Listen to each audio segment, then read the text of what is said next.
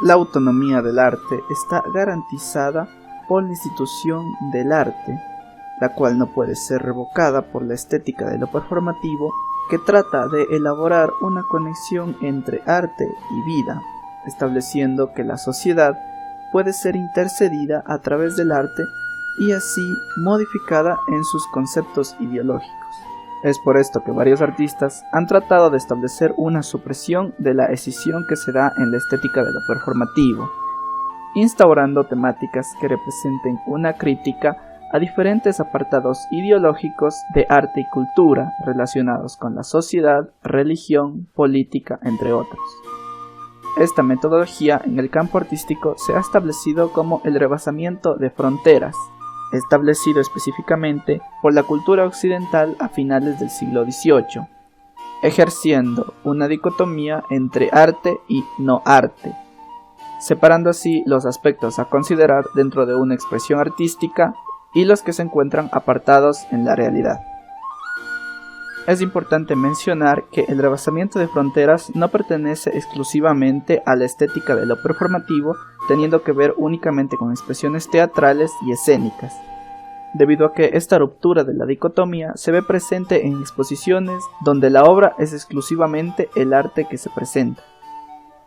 Tomando un campo artístico específico, dentro del arte pictórico existen algunos artistas cuya expresividad y técnica utilizada en sus obras tienden a ir más allá y conectar con una crítica social que intercede en un mundo y un contexto específico en relación a la temática seleccionada. El primer ejemplo que presento hace referencia al trabajo pictórico del artista ecuatoriano Camilo Egas, quien en su obra representa varios aspectos de costumbres, vestimenta y herramientas implementadas por la cultura indígena, teniendo como objetivo inicial la comunicación de la vida de esta etnia con el propósito de dignificar al indígena en una época de desprecio por parte de la cultura mestiza. Ligado a esto tenemos la obra del artista Diógenes Paredes, quien en sus pinturas representa una deformación del indígena, mostrando un estado precario de su vida y una visión idílica del indio centrada en la suciedad, las facciones toscas y la deformación corporal por el trabajo y las cualidades ambientales desfavorables que proporciona el campo según la visión del mestizo. Dichas expresiones artísticas responden a un quebrantamiento de la frontera debido a su surgimiento en un contexto ecuatoriano en donde se encontraba vigente un discurso pseudocientífico acerca del mejoramiento de la raza conocido como eugenesia, perdiendo así el respeto por los indígenas e incentivando a artistas como Camilo Egas y Diógenes Paredes a realizar una representación del indígena que provoque una aceptación y respeto social, así como una justificación de las diferencias físicas y psicológicas del indígena cuando lo comparaban con el mestizo. Dicha ejemplificación nos ayuda a comprender cómo un quebrantamiento de las fronteras genera nuevas formas de conexión y relación entre los observadores y el espacio, incentivando a la conceptualización de un nuevo nosotros a partir de un medio transformador que intercede en el sujeto espectador del concepto artístico.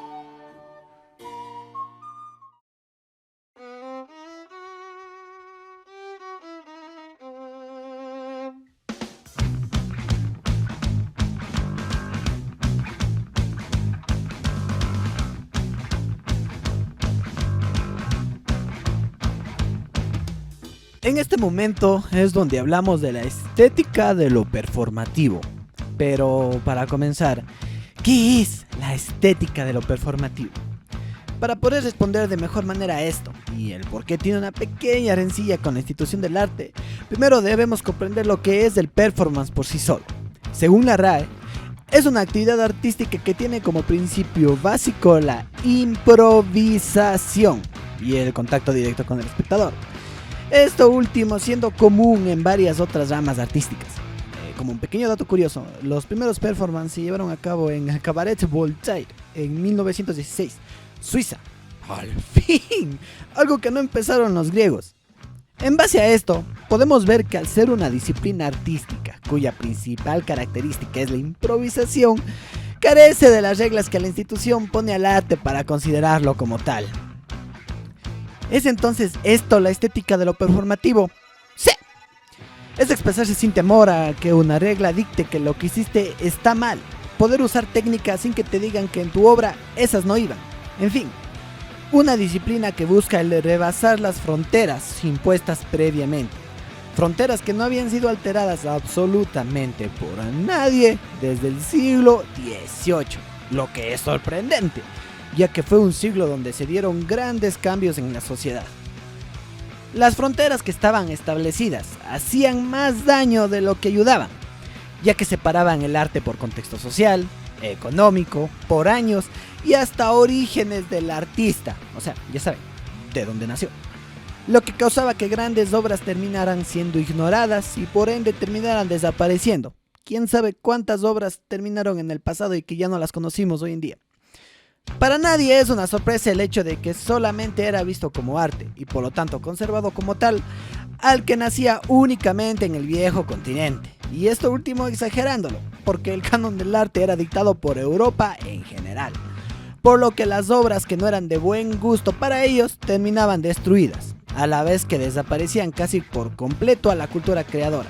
Ejemplos: la extinción del arte de las culturas que destruían o, entre comillas, colonizaban imperios de América.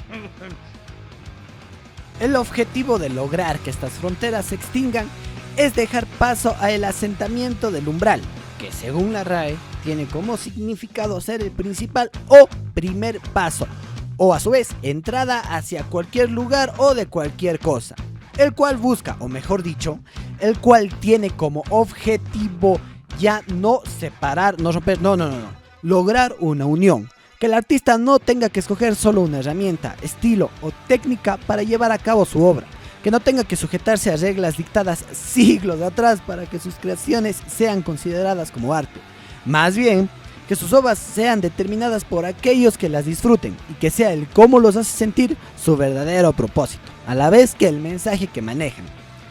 Buscando un ejemplo que se puede entender hoy en día, tenemos el claro ejemplo del artista urbano Banksy, nacido en Inglaterra. Hay cierto patrón ahí, ¿no? O sea, como que la mayoría de artistas que suenan son británicos, ¿no? ¿Por qué será que como que solo ahí les toman atención al arte? ¿Por qué será? Así es, hoy en día ellos siguen estableciendo las bases artísticas aunque sean performáticas. Al grano. Si bien hoy en día Banksy es visto como alguien que apoya a la institución, en su momento fue visto como un artista que llegó a revolucionar hasta lo que en ese momento se veía. Con plantillas y un spray, reflejó situaciones que en ese momento incomodaban a la sociedad, siendo visto como un artista moderno y siendo precursor al momento de mostrar el arte más allá de lo convencional, convirtiendo a cualquier pared vacía en su lienzo. Sin embargo, esto aún tiene cierto riesgo, el umbral, pues al intentar retirar reglas previamente dictadas, se da una ausencia, por decirlo así, de guía, lo que puede llevar a un debate, donde el tema principal sería el de si catalogar o no a cualquier obra simplista como arte. Habiendo visto que la frontera es aquello que delimita el espacio de la realidad con el espacio teatral y es muy rígida, ya que implica más bien una exclusión, una delimitación y un punto final. Esto como contraste del umbral, que teniendo un significado ambivalente, significa un poco más el hecho de una separación, pero también una invitación a cruzar esta línea. Es por ello que el umbral y la frontera son no sinónimos ni antónimos, pero son esenciales para lo performativo o la estética de lo performativo. Pero, ¿por qué decimos que el umbral y la frontera son importantes en la estética de lo performático? Esto es debido a que el umbral y la frontera son lo que delimitan a los actos performativos como tal de los actos tradicionales teatrales. Como ya vimos, la frontera es aquello que separa el acto teatral con el acto real, con la vida real, ¿no es cierto? Esto haciendo contraste con el umbral, que es lo que le invita al artista a sobrepasar estos límites que pone la frontera, y en el acto de lo performático, sobre todo en su estética, establece una diferencia de ambas actividades teatrales, es decir, lo performático con el acto teatral tradicional. Ahora, para poder abarcar bien lo que engloba el performance, que ya vimos su significado anteriormente, hablaremos de las características de lo performativo o de la acción performática como tal. Una de estas es que acá, a diferencia del teatro tradicional, en la que su importancia está dirigida mayoritariamente a la palabra, en lo performativo se destaca principalmente el cuerpo.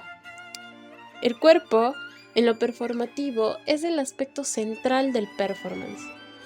El cuerpo es performativizado mediante el dolor, el placer, pero sobre todo con la puesta a prueba de sus límites y de sus facultades expresivas. Por ejemplo, en el 2007, Stellark, un performer australiano, se realizó una cirugía plástica en la que se incrustó una oreja en uno de sus brazos, llevando una de sus facultades del cuerpo al límite.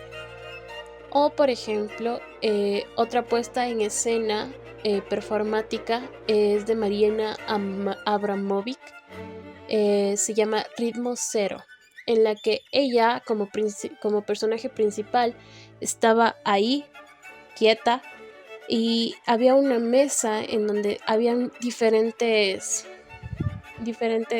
elementos cortopunzantes y el público era el encargado de hacerle daño. La segunda característica de la performatividad es la disolución de la ficción como tal. Acá se fusiona la realidad y el acto teatral como tal. Es así como la performance hace a su público partícipe de sus actos. Como vimos ya en este performance Ritmo Cero, en el que el público era el encargado de llevar el performance como tal. Acá vemos que el público ya no es más solo un espectador. Es así como abarcamos la cuarta pared teatral. Esta le pide al espectador, es decir, al público, ya no intervenir y solo observar. Esto haciendo contraste de cómo el acto performativo hace que el público enfrente un dilema moral en que lo impulsa a la acción. Como último, el teatro tradicional, por su carácter ficcional, no produce sentimientos o reacciones inmediatas en el espectador, a diferencia del performance y su actitud operativa, quien pone al público a experimentar inmediatamente con aquellas sensaciones. Es así como decimos que el performance tiene un carácter de acontecimiento público. Este es impredecible, no es guionizado, y es decir, no puede ser ensayado o repetido, ya que perdería su valor como tal, justamente por el rompimiento de la frontera existente entre la realidad y el acto teatral.